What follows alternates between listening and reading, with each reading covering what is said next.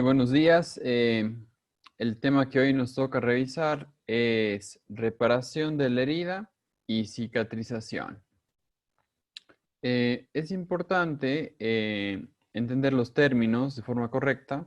La reparación de la herida abarca tanto lo que es un proceso cicatrizal basado en tejido conjuntivo como un proceso de tipo regenerativo, ¿no?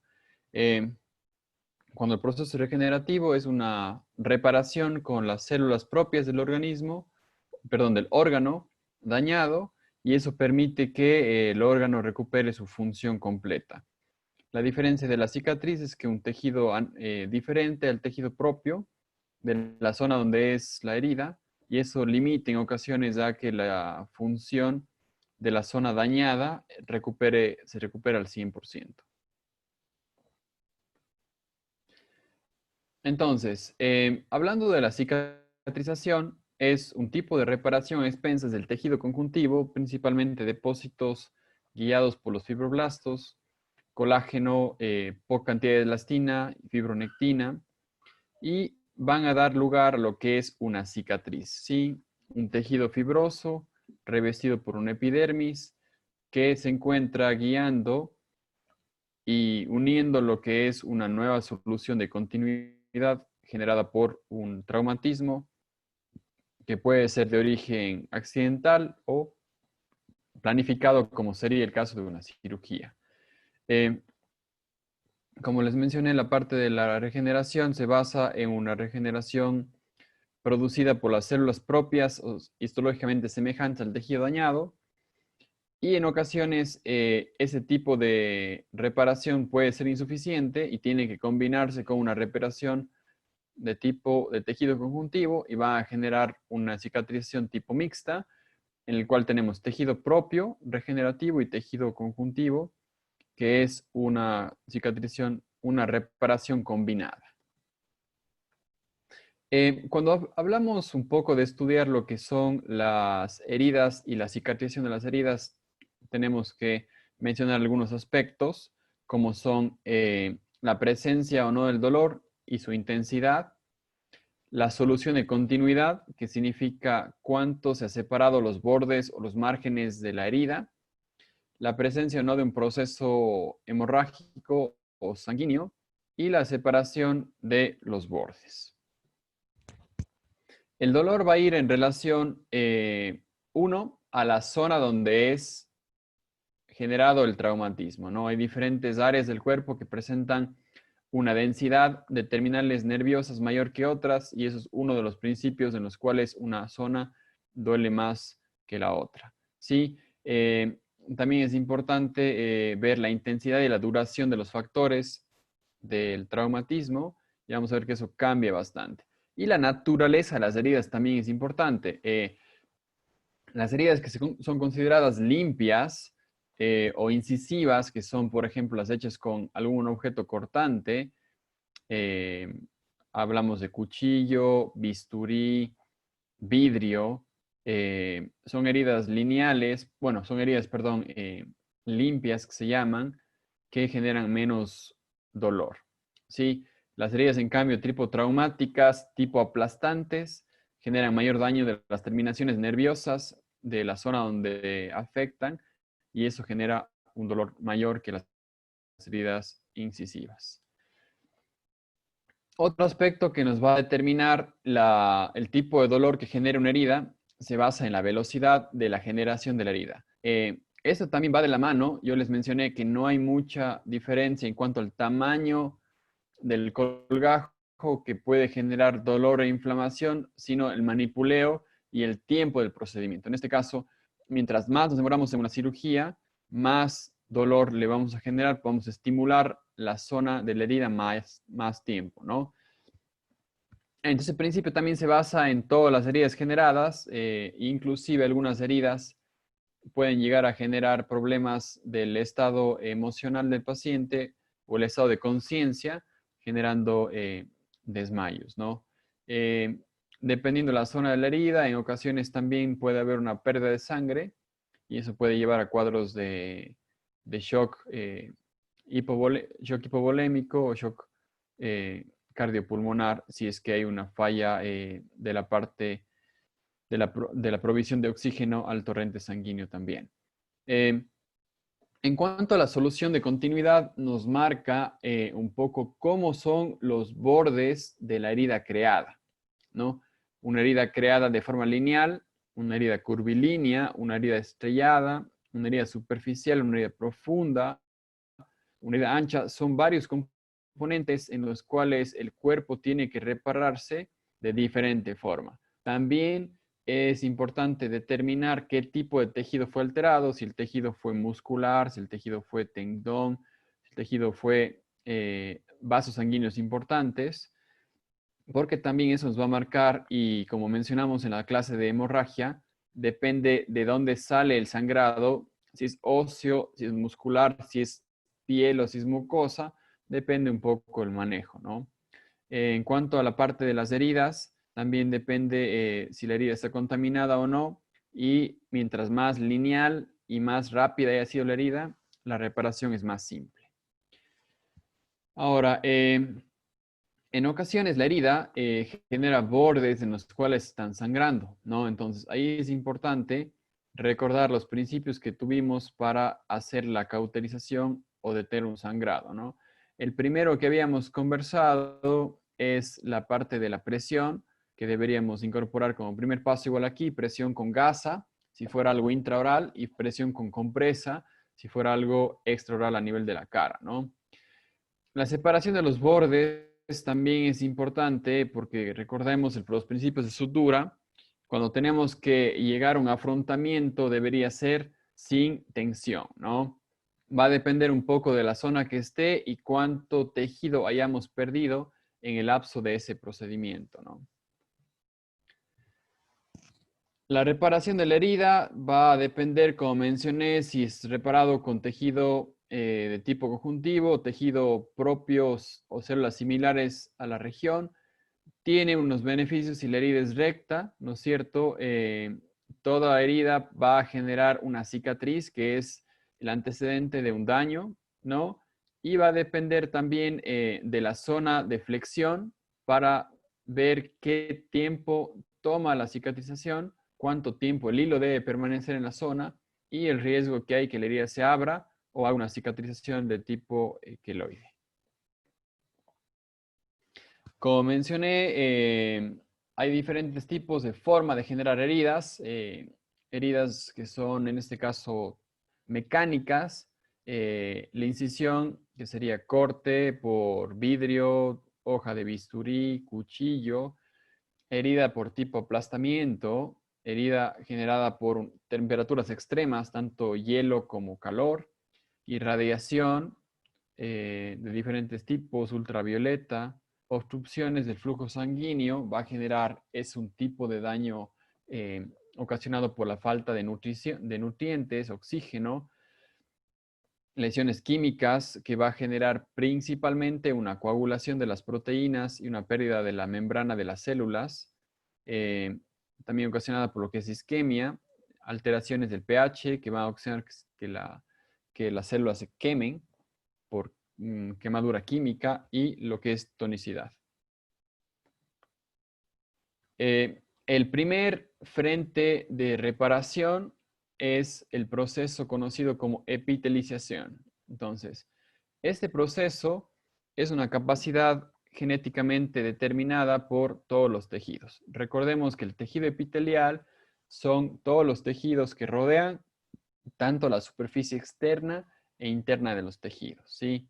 Y es el que más rápido va a generar un crecimiento. Ahora, hay algunos principios, pero nos marcan que el proceso de epitelización se genera a partir de un daño y se prolifera y va avanzando hasta que el tejido de epitelización se choque contra otro tejido. Entonces, tiene una capacidad de crecer y de neoformarse hasta que tenga una traba mecánica de otro tejido, ¿no? En ocasiones tenemos otros tipos de daños como son las abrasiones, en los cuales la nutrición va a ser de tejidos profundos, ¿sí? Por ejemplo, de tejidos celulares subcutáneos. Y lo otro que tenemos que acordarnos es cómo sucede el proceso cuando tenemos una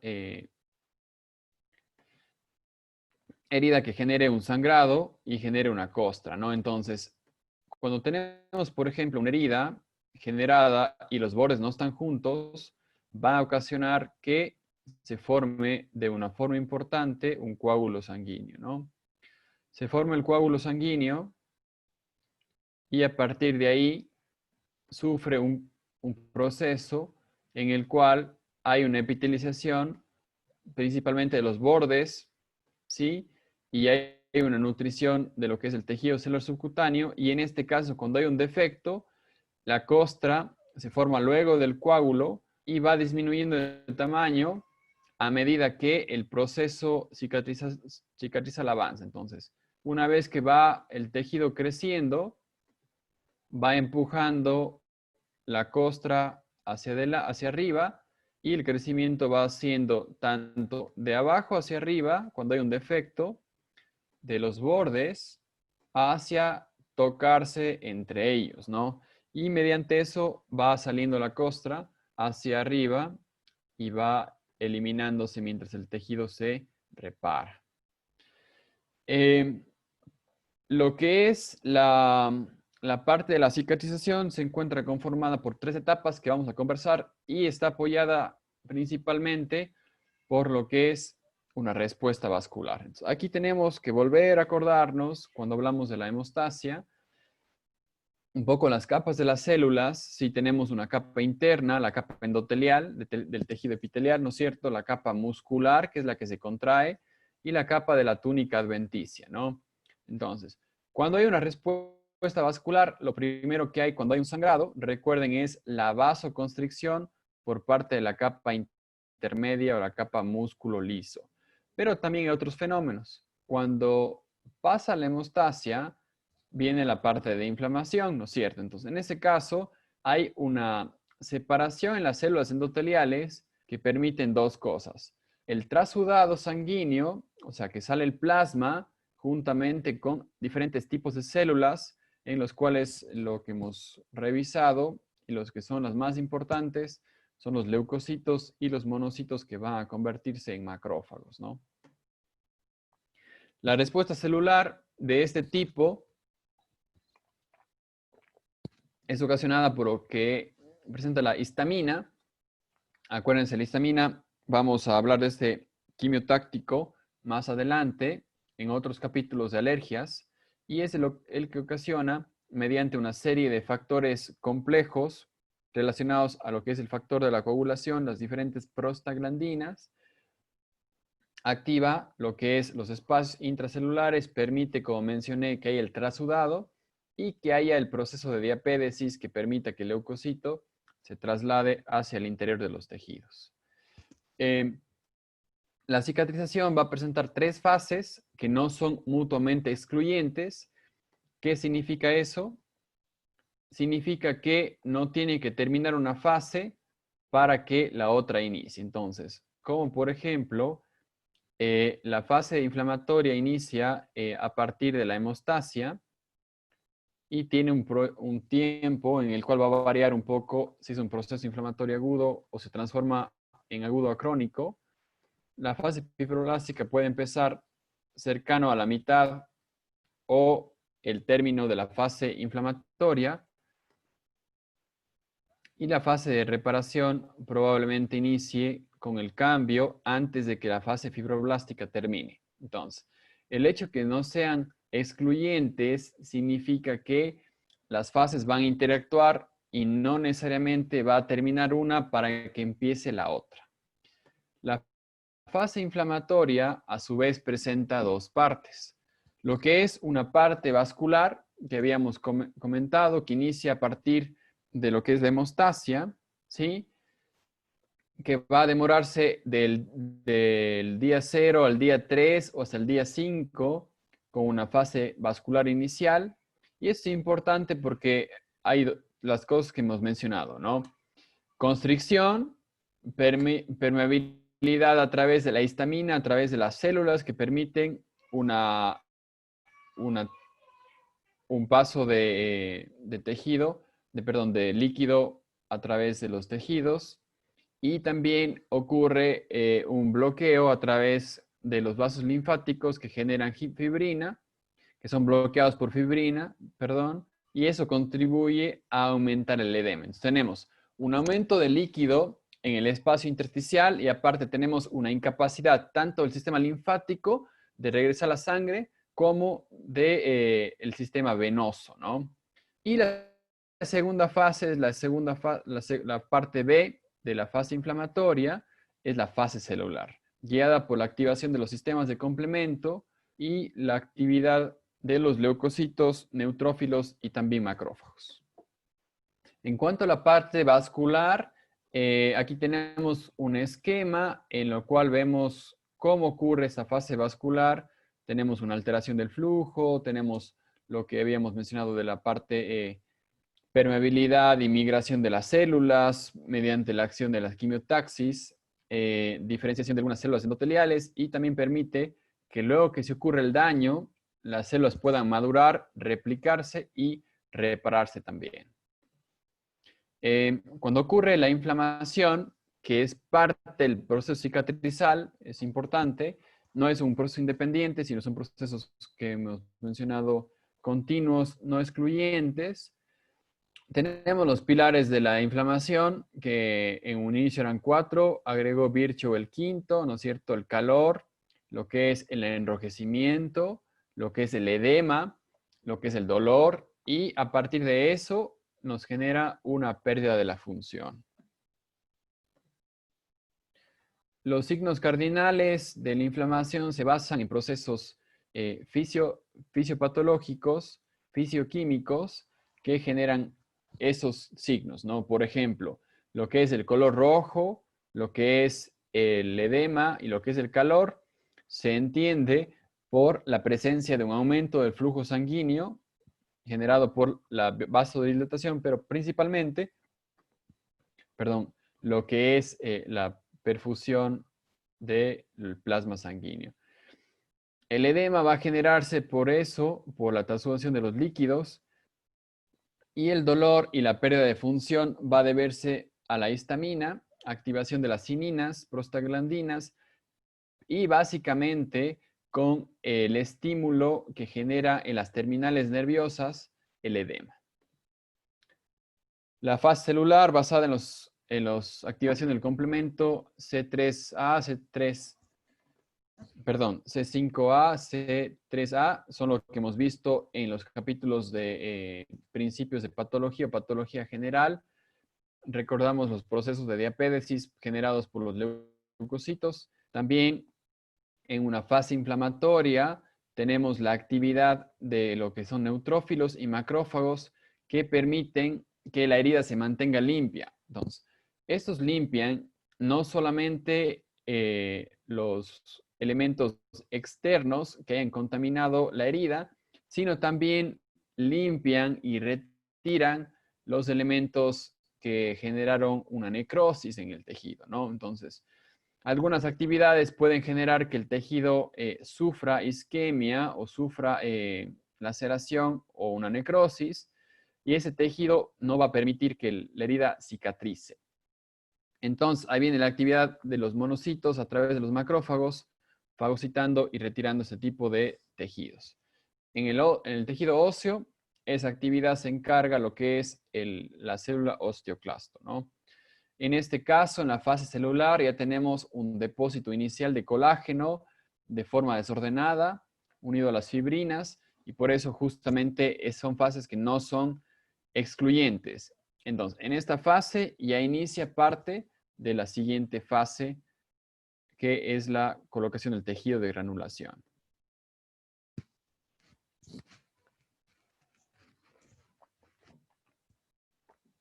En la fase fibrinolítica, en la fase fibroblástica, es la fase en la cual se conforma el tejido de granulación. Normalmente es una fase que tiene una actividad casi cercano al finalizar la primera semana y se puede extender hasta la tercera semana. En este caso, la fase empieza con la presencia de fibrina y también el depósito de trombocolágeno a través de los fibroblastos. Entonces, yo quería más o menos esquematizar este tipo de reparación. Y la primera fase, la de fibrina, es una fase estructural y si pensáramos en un edificio, sería la parte de hierro que se coloca antes de hacer la fundición o la parte de hierro que se coloca antes de fundir los pilares, ¿no? Entonces la parte del entramado que le permite al resto del tejido construirse sobre este. En este caso también tenemos la presencia de la fibronectina que va a estabilizar la fibrina, va a participar también en el reconocimiento de tejidos extraños o cuerpos necrosados o cuerpos ajenos y mediante los sistemas quimiotácticos guiar a los macrófagos. La red de fibrina también es utilizada por los capilares, entonces ya teniendo una estructura en la parte de la reparación, los capilares neoformados empiezan a crecer y se conforman sobre estos. La fibrinólisis, también que hemos escuchado en la parte de la hemostasia, que permite desestabilizar y eliminar el coágulo, también ocurre en la parte de la reparación fibroblástica y retira parte de la fibrina para reordenar la estructura de la herida, principalmente ahora a través de colágeno. Entonces, en este tipo va a haber ya una mayor colección de colágeno y a partir de que la herida vaya generando en la fase de maduración, va a irse acomodando de mejor forma.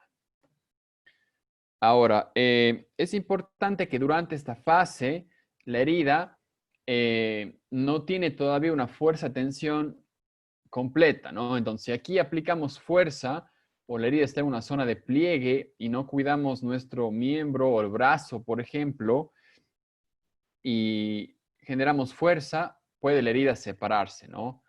Eh, También puede generar esto que hay una herida en la unión de lo que es el colágeno nuevo con el viejo y hay necesidad de una nueva reparación por parte del tejido y eso va a aumentar el diámetro de la cicatriz. En esta fase, entre la segunda y la tercera semana, la herida va a generar algunas características que es una herida aguda, reparadora, que es una herida roja, ¿no? Porque está en este momento llena de vasos sanguíneos, se encuentra rígida, se encuentra elevada también hacia afuera y tiene una resistencia solamente del 70 al 80% en relación al tejido original. Ahora, eh, la parte del colágeno, tenemos que entender que el colágeno va a conformar lo que son los tejidos de granulación. Entonces, en este caso, los tejidos que conforman ya no presentan tanto lo que es la elastina, que es la proteína que nos permite ser más flexibles o que permite al tejido manipularse o tener un espacio de estiramiento mejor. Esa cantidad disminuye, hay la presencia ahora de lo que es fibrina, fibronectina, proteoglicanos y lo que es una sustancia de colágeno, ¿no? En este caso, una vez que ya el tejido tuvo la trama de fibrina, va a generar lo que es la colocación de los capilares mediante el procedimiento de angiogénesis. O sea, vamos a tener una herida que va a tener un tejido de granulación rico en lo que es fibras y también en lo que es nutrición vascular a través de capilares formados por la angiogénesis. La fase de remodelación es la tercera fase y en este caso va a pasar de, acuérdense al inicio teníamos mucha fibrina que se diluyó por lo que es la parte inicial de la segunda fase, ¿sí? A través de la fibrinólisis. Al final de la segunda fase se colocó colágeno al azar y en esta fase el colágeno ya se retira y se reordena por nuevas fibras. Entonces, en este caso va a haber una disminución de la cantidad de colágeno, ¿sí? Va a haber una herida que es más pequeña, va a haber una herida que es más blanca, o sea, va a perder su parte vascular, o sea, va a ser más clara la herida, vamos a tener una disposición elástica de resistencia del 80 al 85%, o sea, pasa y aumenta más o menos entre 10 y 15 grados de fuerza, ¿sí? La contracción generada por esa disminución de tamaño es beneficioso en casi todas las heridas y genera que la herida se vea menos, o sea, se vea más pequeña. Obviamente, esa situación no es beneficioso cuando la herida se presenta con quemaduras y también cuando hay quemaduras, por ejemplo, es importante disminuir ese tipo de contracción incorporando un injerto, que puede ser un injerto de tipo de piel libre o un injerto de piel de tipo sintético. ¿Cuál es la importancia quirúrgica? Siempre tenemos que ver la cirugía no solamente de hacer el procedimiento, sino ver la parte de la cicatrización también. Entonces, cuando hagamos la cirugía, los mismos principios que habíamos visto en los colgajos, ¿no es cierto? Que la herida se asiente en un tejido sano, que no se comprometa la vascularidad, que tengamos una visión correcta y también que el tamaño sea de acuerdo a lo que necesitamos, ¿sí? Menos es más peligroso que más porque podemos manipular de forma incorrecta, como los habíamos mencionado, con el objetivo de generar una cicatrización pequeña o que sea discreta. En los libros clásicos tenemos tres tipos de cicatrización. Tenemos un cierre primario, un cierre secundario y un cierre terciario. Y yo he incorporado le he puesto como un cierre con injerto, que sería una cicatrización guiada a través de elementos externos, ¿no? Entonces, el cierre primario es lo que todos buscamos hacer y que suceda luego de una cirugía. ¿Qué significa? Bordes en contacto, mínimo edema generado por un correcto manipuleo, menos riesgo de que ingrese una infección, menos riesgo que ocurra un sangrado y una cicatrización que sea rápida y que sea pequeña, ¿no? Un cierre secundario no va a generar el mismo resultado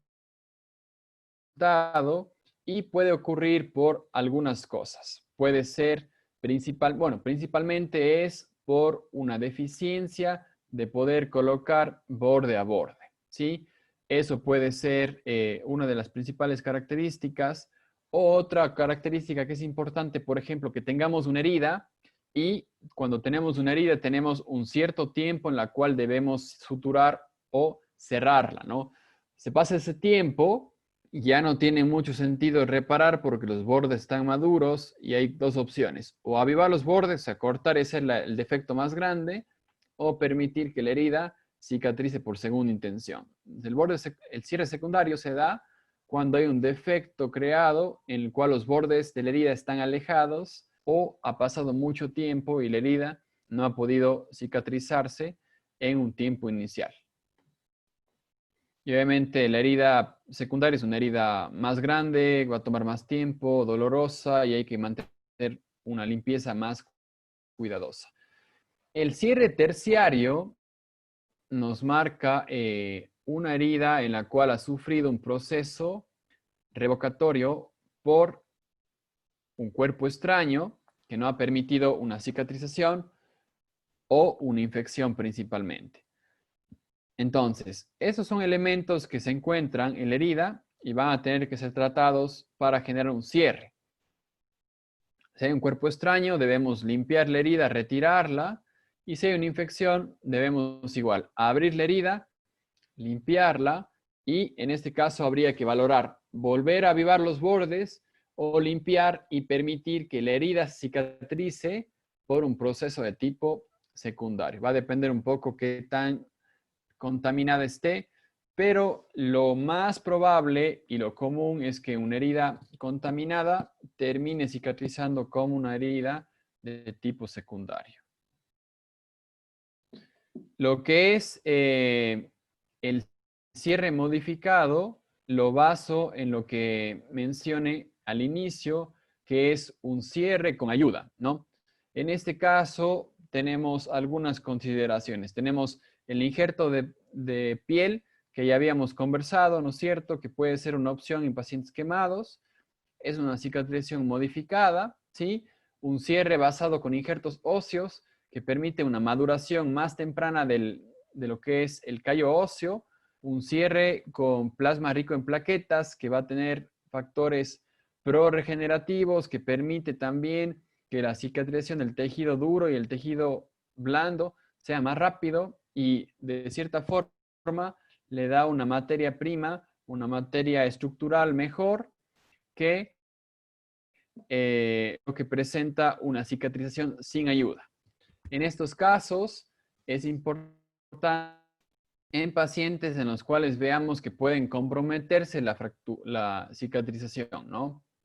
En los casos, por ejemplo, de pacientes que tengan alguna alteración de la nutrición, como veamos en la siguiente clase. Ok, pues terminamos. Ok, voy a dar un tiempo porque creo que la anterior vez quedamos pendientes algunas respuestas. Eh, Mañana vemos lo que es cicatrización ósea y vemos complicaciones de la cicatriz. Eh, Esta parte se encuentra bien en el libro de Job, se encuentra resumido. Yo creo que es suficiente esta información como para que ustedes